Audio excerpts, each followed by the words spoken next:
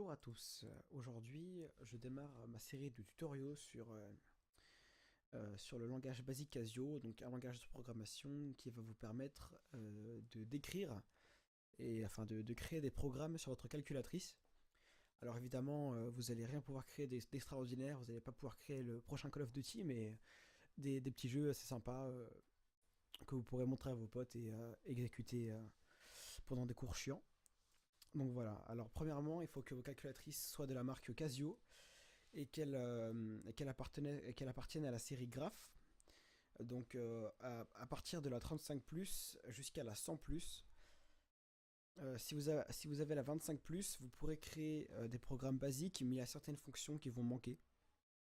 Donc voilà, si vous avez la calculatrice 25 ne vous étonnez pas s'il manque quelques fonctions. Donc premièrement, il faut aller dans le menu et se rendre sur l'option programme. Alors ici, j'utilise un émulateur pour faire ce tutoriel et donc là j'ai une graphe 85. Donc forcément, si vous avez une 35 ce qui est très probable, le menu programme sera ici, il me semble. Donc voilà. Vous entrez dedans avec le bouton exe. Et là, si tout va bien, si vous n'avez pas encore mis de jeu dans votre calculatrice, il devrait rien avoir du tout. Voilà, donc premièrement, créer un programme, c'est pas dur. Ici, vous avez un truc marqué New, donc nouveau en anglais, et vous marquez que c'est au-dessus du bouton F3.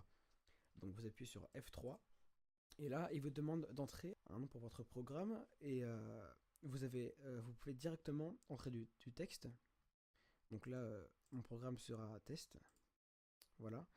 Vous pouvez choisir ou non d'entrer un mot de passe en appuyant sur F5, donc là où il y a la clé, mais c'est franchement pas utile. Parce que, comme j'ai dit juste avant, vous n'allez pas créer le nouveau World of Warcraft ou le nouveau Call of.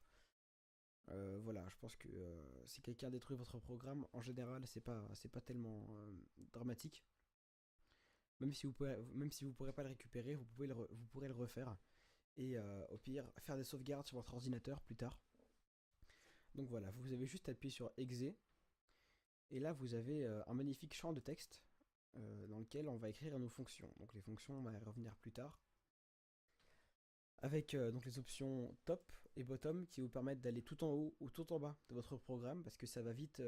Ici en fait vous avez seulement 6 lignes, non 5 lignes de texte pour créer votre programme et c'est pas suffisant donc vous pourrez naviguer avec les touches avec les flèches. Voilà, et donc ces touches là sont vachement pratiques.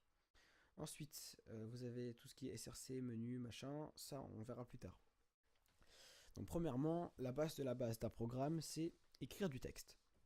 Alors il y a deux méthodes pour ça. La première méthode, la plus simple, qui ne demande pas de fonction, enfin qui demande... non, c'est pas vraiment une fonction, euh, c'est les... euh, c'est ça en fait. C'est les guillemets. Et entre les deux, vous allez écrire du texte. Alors, premièrement, pour pas s'embêter à taper sur alpha à chaque fois qu'on veut entrer un caractère, parce que ça va vite être très embêtant, vous pouvez faire shift et alpha pour pas avoir à le refaire à chaque fois. Voilà. Donc, pour commencer votre texte, vous insérez un guillemet. Voilà, vous entrez votre texte. Et puis vous refermez les guillemets. Voilà, il faut bien qu'il y ait les deux. Parce que s'il n'y a pas les deux, vous allez avoir rien du tout. Voilà, une erreur. Donc ensuite, pas besoin de sauvegarder ces programmes en basique Casio. Juste, vous appuyez sur Exit. Le nombre de, parfois il faudra le faire plusieurs fois jusqu'à arriver au menu de programme qui n'est plus vide, qui a donc ce programme tel que vous l'avez nommé, avec ici son poids.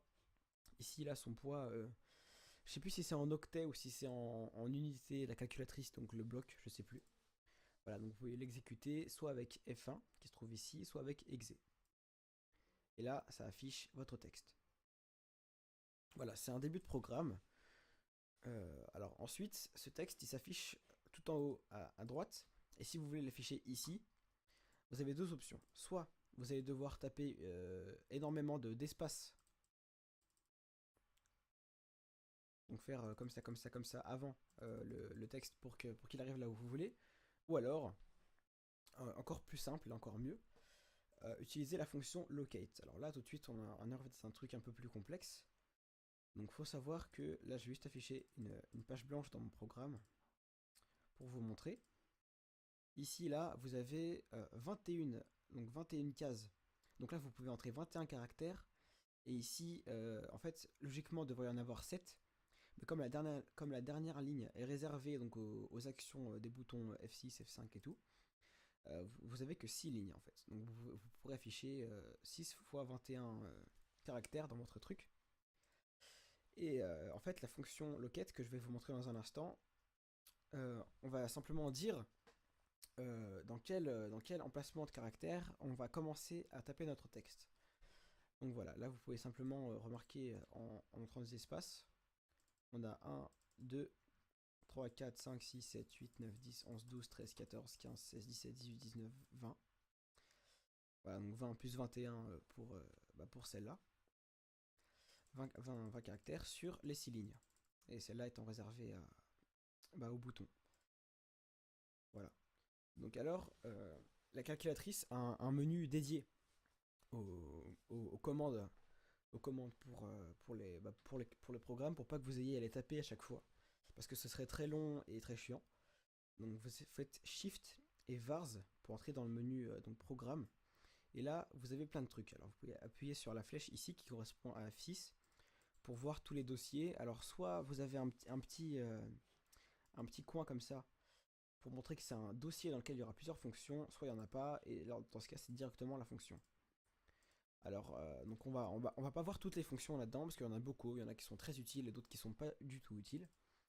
Alors à savoir que la fonction locket dont je vous parle depuis tout à l'heure, pour y accéder il faut faire F6 pour voir ce menu là et aller dans IO, donc F4. Et là vous avez LCTE, en fait c'est locate. Voilà. Ils ont enlevé des lettres pour contracter le truc et en faire 4 caractères. Donc là vous avez votre fonction, mais il ne faut pas juste ça pour afficher votre texte. Il faudra afficher premièrement la ligne et après la colonne dans laquelle vous voulez que votre texte apparaisse. Donc si vous voulez qu'il soit par exemple en haut, au milieu, pour faire le titre de votre programme, donc déjà c'est la première ligne, donc on met 1. Ensuite on met une virgule pour afficher la colonne. Et logiquement, si mon titre c'est texte, test, il me faudra, si je mets à 8 caractères, ce sera bon.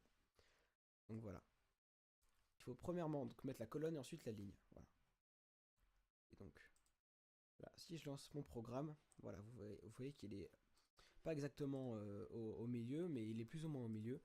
Il n'y a pas de fonction pour le mettre exact, pour le centrer exactement. Donc va falloir faire comme ça. Il y a là tâtonnement à chaque fois changer. Mais bon, vous allez vous y habituer. Donc voilà, ça c'est la base de la base, c'est écrire du texte là où vous le voulez. À savoir que là, si j'écris beaucoup de texte, le truc va pas faire de saut de ligne, en fait, il va continuer dans le vide. Comme ça, donc là ça continue, ça part très loin.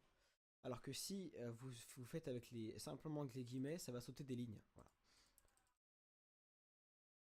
Si vous faites avec les guillemets sans rien, vous allez voir, ça va sauter des lignes.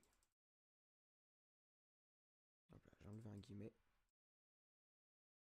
Voilà, là ça m'a sauté une ligne pour écrire les TQ qui sont ici. Ensuite, donc dans un programme de calculatrice, on va pas seulement utiliser des lettres, sinon on va pas pouvoir faire grand chose. Dans tout programme informatique, il a forcément des variables. En fait, des variables, ce sont des nombres. La mémoire d'un ordinateur, c'est comme une grande armoire dans laquelle il y a plusieurs blocs en fait. Et donc, dans chaque bloc, on pourra mettre un chiffre. Et après, ce chiffre, on pourra le sortir et le mettre où on veut. Donc, on va faire des calculs avec et tout. Voilà. C'est pas vraiment, c'est pas terrible comme explication, mais vous comprendrez plus tard. Donc, je vais continuer à éditer mon truc dans lequel il y a machin. Je vais tout enlever. Et d'abord, donc il faut savoir que une variable, ça a un nom. Sinon, on s'y retrouve pas. Une variable, ça a un nom. Alors, en Basic Casio, une variable, ça a un nom qui est composé d'un caractère, donc une lettre. Ça peut être donc Reta, Theta, A, B, C, machin, jusqu'à Z. Ça ne peut pas être espace ou les guillemets, ça peut être seulement être Reta, Theta et toutes les lettres de l'alphabet. Voilà.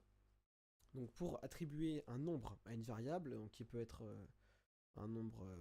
alors je sais qu'il y a une limite, mais la limite est suffisamment grande pour être tranquille dans vos programmes. Donc par exemple, je vais donner la variable u comme univers, la valeur 42. Donc premièrement, je m'enlève du mode alpha-lock, sinon ça va m'écrire des lettres. Je tape 42, et ensuite, ici vous avez une flèche. Vous appuyez dessus, et vous mettez donc la lettre de votre variable. Donc moi, c'est u. Voilà. Et donc en fait, c'est simple, 42 va dans u. Voilà. Donc on prend 42 et on le fout dans le bloc u. Notre armoire, et voilà. Donc si vous exécutez ce code, il va rien se passer, il va vous marquer ok c'est bon, t'as mis 42, j'ai 42 en mémoire. Voilà. Donc ensuite, si vous voulez afficher cette valeur en fait, donc si vous voulez afficher ce que contient le bloc U, faudrait utiliser la fonction locate dont je vous ai parlé tout à l'heure pour afficher du texte, donc à savoir qu'elle ne sert pas uniquement à afficher du texte. Donc voilà, alors je vais aller dans Shift et Programme. Ensuite, je vais naviguer jusqu'à IO, afficher Locate. Je vais pas m'embêter, je vais la mettre dans le coin en haut à gauche. Donc 1 et 1. Et ensuite, je ne mets pas de guillemets, je mets juste U. Voilà. À remarquer que si vous mettez autre chose que la variable, enfin qu'une variable qui contient quelque chose, ça va vous mettre rien du tout. Donc voilà, locate 1 U. Et ensuite, si j'exécute mon programme, là il me marque 42 parce que je l'ai voulu. Donc maintenant, vous pouvez changer la valeur de U avec la même commande en fait. Donc pour la changer, vous pouvez faire par exemple, maintenant U va gagner 1 en valeur. Donc en fait, je peux faire 42 plus 1 va aller dans U. Mais imaginons un programme où la valeur ne sera pas forcément, enfin on ne connaît pas forcément la valeur à la base, on peut mettre U plus 1 égale U. Voilà, donc il va prendre la valeur de U, il va y ajouter 1 et il va la remettre dans U. Et ensuite, voilà, donc maintenant, logiquement, le U dans U, il y a 43. Et ensuite, donc, vous pouvez appuyer sur Exe pour faire des sauts de ligne, ça je ne l'ai pas dit. Donc vous revenez dans votre menu vars, vous allez, hop là, locate 1,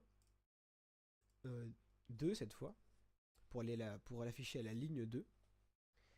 Et encore une fois, U. Et donc là, c'est très rapide, il fait tout seul, il fait 42, après il fait plus 1 et il me l'affiche 43, voilà. Donc après, vous pouvez faire des divisions, des additions, des multiplications, des soustractions. Ensuite, il y a une toute nouvelle variable. Il y a une dernière variable que en fait, vous ne pouvez pas vraiment décider de ce qu'il y a dedans directement. Cette variable, elle s'appelle ans. Donc c'est Shift et moins qui affiche ans. Donc en fait, si vous faites un calcul, par exemple U plus 42, et vous mettez rien du tout après. Donc en fait, il y a aucune variable qui va être prise, mais la calculatrice va quand même garder le résultat du calcul dans sa mémoire.